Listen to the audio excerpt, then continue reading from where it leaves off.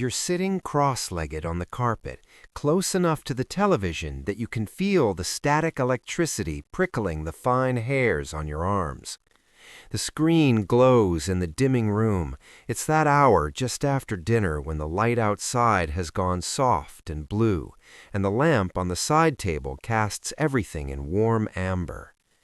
Your mother is on the couch behind you, folding laundry with that rhythmic snap of cotton against her palms. Your father sits in his chair, newspaper spread wide, but his eyes keep drifting toward the screen. Your sister is sprawling on the other end of the couch, legs tucked under her, and somewhere behind you, you can hear your brother rattling around in the kitchen, the clink of a glass, the closing of the refrigerator door. The television is on, but no one is quite watching yet. You're all just there, together, in the same room, breathing the same air, waiting for the show to start. There's only one television in the house. It sits in the living room like an altar, a heavy wooden console with a curved glass screen and two silver rabbit ears perched on top, angled just so. Earlier, your father adjusted them during the news, tilting one slightly to the left until Walter Cronkite's face stopped ghosting across the picture. Now, at 7:30, it's time for something else. The dial is chunky and satisfying to turn, a mechanical click with each rotation, the kind of sound that has weight. You can feel it in your fingers. Channel 2, Channel 4, Channel 7. That's it. Maybe Channel 9 if the weather is cooperating. There is no remote control, or rather, you are the remote control. Change it to Channel 4, your mother says, without looking up from the towels. You stand, walk the 3 steps to the television, and turn the dial. The picture flips, white static, then a burst of color, then clarity. You return to your spot on the carpet. This will happen 4, maybe 5 more times tonight. Someone will ask, you will stand, you will walk, you will turn the dial. It is a small rhythm, unremarkable, woven so deeply into the evening that you don't think about it. But it teaches you something without saying it aloud, that in this house there is one screen and everyone bends toward it. The show begins. Let's say it's The Waltons, or Little House on the Prairie, or Happy Days, something the whole family can tolerate, a safe middle ground. Your father would prefer the Western on Channel 7. Your sister wants the Brady Bunch rerun. Your brother, if he were consulted, would choose the baseball game. But your mother likes this one, and because she's folding the laundry, and because she asked first, this is what you watch. You learn to negotiate without calling it that. You learn that wanting something doesn't mean getting it. You learn that sometimes you sit through a show you don't care about because everyone else is sitting through a show they don't care about, and this is what being a family means. Compromise isn't a word you use. It's just what happens when 7 people share 7 channels. The room settles into a rhythm. The dialogue from the television mixes with the sounds of the house, the hum of the refrigerator and the kitchen, the distant bark of a dog outside, the creak of your father's chair as he shifts his weight. No one is looking at a second screen, no one is scrolling, no one is half here and half elsewhere. You're all in this room, in this moment, watching the same story unfold at the same time. If something funny happens, you hear your sister laugh. If something sad happens, you glance back and see your mother's face soften. You are alone together, a small audience of people who know each other's rhythms. The commercial breaks are longer than you remember them being, 3 minutes, maybe 4, long enough that people get up, stretch, move. Your father goes to the kitchen and returns with a glass of water. Your brother finally wanders in and flops onto the floor beside you, asking what he missed. Your mother finishes folding and stacks the towels on the coffee table. No one fast-forwards, no one skips. You sit through ads for dish soap and laundry detergent and cars you'll never own, and in those small gaps, The house breathes. Sometimes during a commercial, your father will say something about his day. Your mother will mention that the Johnsons across the street are selling their house. Your sister will ask if anyone has seen her library book. These are not planned conversations. They rise up in the spaces the television leaves open. And then the show comes back on, and everyone turns again toward the glow. If you need to use the bathroom, you wait until the commercial. If the phone rings, and it does, that loud mechanical trill from the kitchen wall, someone gets up and answers it, stretching the coiled cord as far as it will go, talking in a lowered voice so as not to disturb the show. If you miss something, you miss it. There is no rewind, no pause. The story moves forward whether you're watching or not, and you learn to pay attention or accept that some moments will pass you by. The antenna is a minor character in the evening's drama. Sometimes, mid-show, the picture will start to roll, or the sound will crackle with static. Your father will stand, walk to the television, and rest his hand on one of the rabbit ears, holding it steady. The picture clears. He stands there for a moment, testing, then lets go. It holds. He returns to his chair. If it doesn't hold, someone, usually you, will be asked to stand by the television and hold the antenna for the rest of the show. You do this without complaint. You stand there, one hand raised, fingers wrapped around the cool metal rod, and you watch the screen from 3 feet away while the rest of the family watches from the couch. It feels both silly and important. You are helping. You are part of the apparatus that makes the evening work. There are shows you love and shows you tolerate and shows you openly despise, but you watch them all because opting out means leaving the room, and leaving the room means missing the one thing happening in the house. Sometimes you do leave. You go to your bedroom and read a book or build something with your hands, or lie on your bed and stare at the ceiling, listening to the muffled voices of the television through the wall. But mostly you stay, because staying means being near people. And even if the show is boring, even if you'd rather be doing something else, there is comfort in the presence of others, in the shared experience of time passing together. Appointment viewing is a phrase that doesn't exist yet, but it's what you're doing.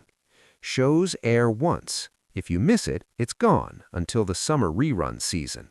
So if The Wonderful World of Disney is on Sunday night at 7, you are home at 7. If MASH is on Monday at 8, you arrange your homework around it. If your friend wants you to come over, you say, "I can't, we're watching something," and they understand because they're doing the same thing at their house. Television is an event, not a backdrop.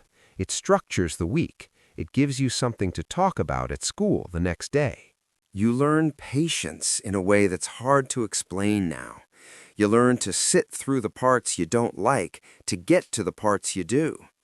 You learn that entertainment is not infinitely customizable, that sometimes you have to meet the story where it is rather than demanding it meet you. And strangely, this makes the good parts better. When the show you've been waiting for finally comes on, when the episode is one you've been anticipating, the joy is sharper because you earned it by waiting. The television itself becomes a piece of furniture with personality. It takes a few seconds to warm up when you first turn it on, a soft hum, a pinpoint of light in the center of the screen that expands outward until the picture blooms into view. It smells faintly of dust and heated electronics, a scent you don't notice until years later when you encounter it again and are suddenly 8 years old, sitting on the carpet, waiting for the picture to appear. The wood cabinet is warm to the touch after the set's been on for an hour. Sometimes you rest your hand on top of it, feeling the heat radiate up through the varnished surface. Saturday mornings have their own rituals. You wake early, earlier than your parents would prefer, and pad down the hallway in your pajamas, the hardwood floor cold beneath your bare feet. The house is silent, except for the hum of the refrigerator and the ticking of the clock in the kitchen. You turn on the television and wait for it to warm up, that expanding circle of light, and then the cartoons begin. You sit close, mesmerized, a bowl of cereal balanced on your knees. The milk grows warm, the cereal gets soggy. You don't care. For 3 hours, the television belongs to you and the other children in America who are sitting in their own living rooms watching the same images flicker across the same screens. Sometimes a special event breaks the routine. A moon landing, a presidential address, a mini-series that everyone has been talking about. On those nights, the television becomes the center of everything. Neighbors might come over, crowding into the living room, sitting on chairs brought in from the dining room, standing in the doorway. Someone makes coffee, someone else brings cookies, and together you witness something, history, drama, spectacle, that will be remembered not just for what was on the screen, but for the fact that you were all there in that room at that moment, sharing it. The end of the evening comes the way it always comes. The show concludes, the credits roll. Your father turns off the television with a decisive click, and the picture collapses into a single bright dot that lingers for a moment before fading to black. The room feels suddenly darker, quieter. Your mother gathers the folded laundry and carries it upstairs. Your sister yawns and says she has homework. Your brother is already gone, back to whatever he was doing before. You stand, stretch, feel the stiffness in your legs from sitting too long on the floor. And in that moment, as the house disperses into separate rooms and separate routines, you carry with you the memory of being together, of sitting in the glow of a single screen, breathing the same air, watching the same story. It wasn't perfect, it wasn't always fun, but it was shared. And in the sharing, there was a kind of intimacy that's hard to name and harder to replicate. Today, you can watch anything you want, whenever you want, on a device small enough to fit in your pocket.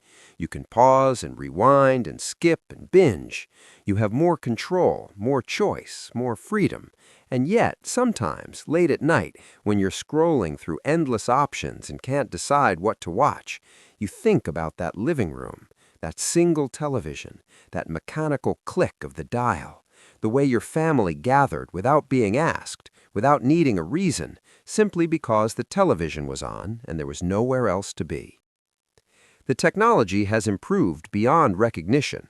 The screens are sharper, larger, flatter, the sound is clearer, the selection is infinite. But something was lost in the gaining. The necessity of compromise taught you how to live with others. The fixed schedule taught you patience and anticipation. The shared viewing taught you that entertainment could be a communal act, a way of building connection rather than retreating from it. The simple fact of one television in one room meant that being together was the default, not the exception. The remote control eventually arrived, sleek and battery-powered, and with it came the ability to change channels from the couch. But it also brought something else, the slow dissolution of that old agreement, the unspoken rule that kept everyone in the same room, watching the same thing, learning to bend toward each other. The remote meant freedom from walking to the television, but it also meant the beginning of channel surfing, of restlessness, of the fracturing of attention. You didn't know then that you were living in a particular moment that wouldn't last. You didn't know that one day there would be a television in every room, a screen in every hand, and that the question wouldn't be what to watch together, but whether to be together at all. But you were there. You remember. And in remembering, you keep it alive, that warm, glowing room, that single shared screen, and the quiet, ordinary miracle of a family sitting together, watching the same light flicker across their faces, waiting for the story to unfold. You remember the weight of the dial beneath your fingers, the static on your arms, the smell of warm electronics and your mother's coffee. You remember the sound of your sister's laughter and your father clearing his throat and the dog scratching at the back door to be let in. You remember being bored and being entertained and being somewhere in between, but always being there, in that room, part of something larger than yourself.